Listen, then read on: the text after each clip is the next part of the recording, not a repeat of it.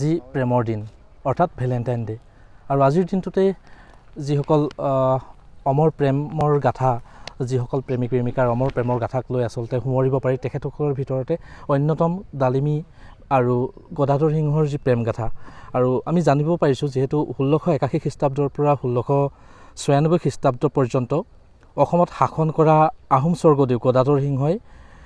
যেতিয়া ল'ৰা ৰজাৰ আক্ৰোশৰ বলি হৈ নিজ ৰাজ্য ত্যাগ কৰি চুবুৰীয়া ৰাজ্য অৰুণাচল প্ৰদেশত আহি বা নাগালেণ্ডত আত্মগোপন কৰি আছিল তেনে সময়তে অৰুণাচলৰ যি ৱাংচা জনগোষ্ঠীৰ লোকসকলৰ এগৰাকী গাভৰুৰ লগত আচলতে তেখেতৰ প্ৰেম হৈছিল নাপে ৱাংচা নামৰ এগৰাকী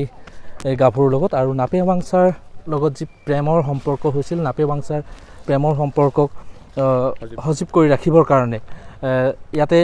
নাপে ৱাংচাৰ মৃত্যুৰ পাছতে এটা সমাধি দিয়া হৈছিল আৰু সেই সমাধিস্থলীক এতিয়া